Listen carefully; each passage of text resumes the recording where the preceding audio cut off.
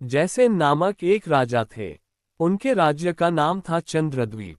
राजा के हाथी साल में हाथी, घुड़साल में घोड़ा, धन दौलत, लाव लश्कर आदि इतने थे जो साधारणतः किसी राजा के पास नहीं होते थे।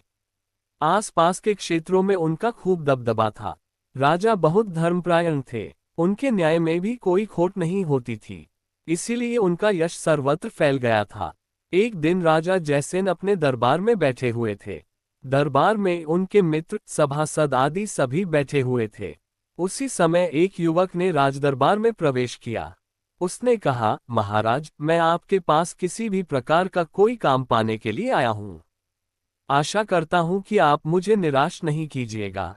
युवक देखने में सुंदर था एवं ज्ञानवान लग रहा था। राजा ने उसका परिचय पूछा। युवक बोला, महाराज, मेरा नाम दीपनकर है और आपके राज्य के काजलगढ़ नगर में मैं रहता हूँ। मैं क्षत्रिय जाति का हूँ। बहुत पढ़ा लिखा न होने के बावजूद अपनी बुद्धि के बल पर किसी को जानने का अवसर नहीं देता हूँ कि मैं अल्प शिक्षित हूँ। आप मुझे जो भी काम सौंपेंगे मैं उससे सुसंपन्न करूंगा ही। राजा ने पूछा, तुम कितना वेतन चाहते हो? युवक ने कहा, मुझे प्रतिदिन 1000 स्वर्ण मुद्राएं देनी होंगी। यदि किसी दिन ऐसा नहीं हुआ तो मैं चला जाऊंगा। दीपनकर की यह मांग सुनकर राजा, उनके मित्र, सभासद सभी आश्चर्यचकित रह गए। लेकिन राजा की सोच थोड़ी भिन्न थी। उनकी बुद्धि भी अन्य प्रकार की थी।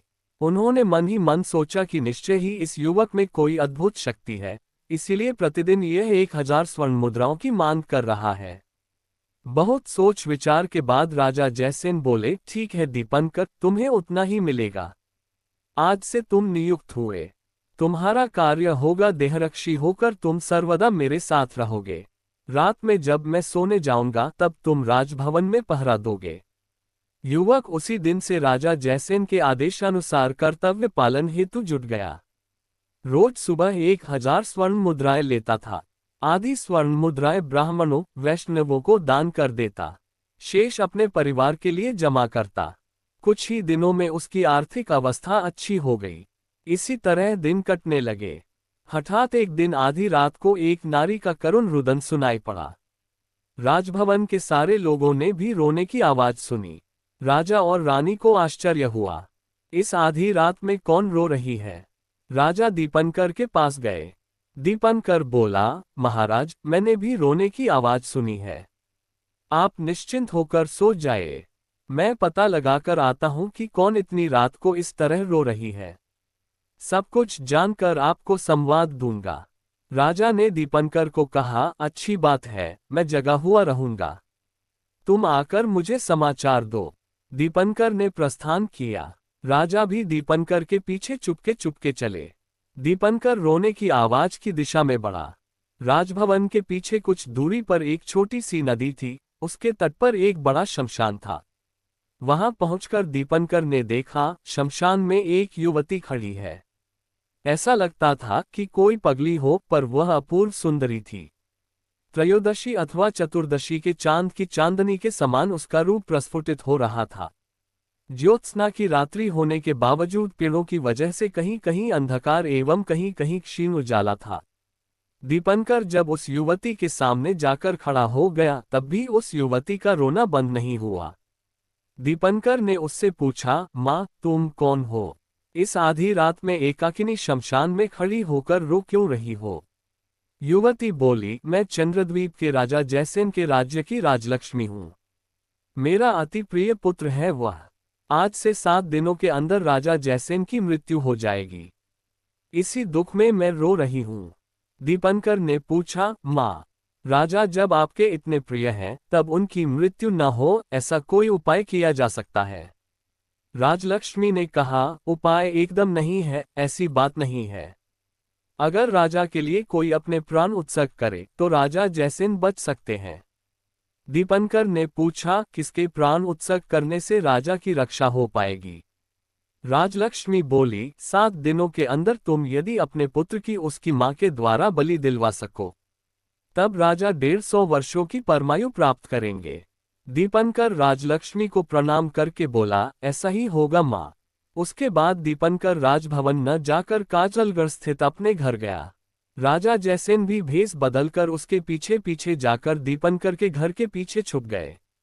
दीपनकर ने घर पहुंचकर अपनी पत्नी, पुत्र पुत्री सबको जगाकर राजलक्ष्मी की सारी बातें बताईं।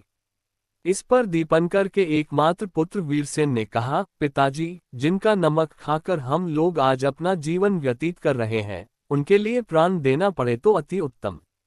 चलिए, मैं जाऊंगा राजलक्ष्मी के पास। उसके बाद सब राजलक्ष्मी के कथनानुसार शमशान की ओर रवाना हुए। राजलक्ष्मी के समक्ष पुत्र की बलि देकर वीरसेन की मां ने उसी खड्ग से अपना सिर भी काट लिया। भाई और मां की बलि के बाद दीपनकर की पुत्री ने भी उसी खड्ग से अपना सिर काट लिया। दीपनकर पत्थर बनकर सब देख रहा था। उसने सोचा, और जीकर क्या लाभ। पत्नी, पुत्र पुत्री तीनों का बलिदान देखकर दीपनकर ने भी उसी खड्ग से अपना सिर काट लिया। राजा जयसेन शमशान में स्थित एक वट वृक्ष की आड़ से सब देख रहे थे।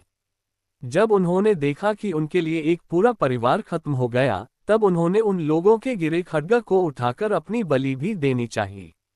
उसी समय राजलक्ष्मी ने राजा के हाथ से खड्ग को छीन लिया, फिर बोली, धन्य हो तुम। मैं तुमसे बहुत संतुष्ट हूं। अभी तुम जो वर मांगोगे मिलेगा। राजा ने कहा, देवी, यदि मुझ पर आपकी दया दृष्टि है तो मुझे यह वर दीजिए कि दीपनकर अपने पूरे परिवार के साथ पुनः जी जाए। राजलक्ष्मी ने कहा, ऐसा ही होगा। ये कहकर वह अंतर्धान हो गई। देखते ही देखते दीपनकर सहित उसका सारा परिवार जी उठा। राजा जयसेन ने दीपनकर को आलिंगन में ले लिया। उसके बाद उसके पुत्र वीरसेन को अपने हृदय से लगा लिया। राजा जयसेन को कोई पुत्र नहीं था, एकमात्र पुत्री थी। राजा ने अपनी पुत्री का विवाह वीरसेन से करवा दिया। वीरसेन चंद्रद्वीप राज्य का एक छत्र सम्राट बन गया। राज्य की सारी प्रजा दीपनकर के अद्भुत बलिदान की प्रशंसा कर मनोमुग्ध हो गई। सब बोलने लगे, राजा जयसेन ने उपयुक्त पात्र को ही राज्य एवं अपनी पुत्री का दान किया है। दोस्तों, हमें मालूम है कि कहानी पसंद आने पर आप लाइक और सब्सक्राइब जरूर करेंगे, अतः कहानीराज के तरफ से कहानी को पूरी पढ़ने के लिए आपको बहुत बहुत धन्यवाद। हम फिर मिलेंगे एक नई कहानी के साथ, तब तक के लिए फिर से एक बार धन्यवाद।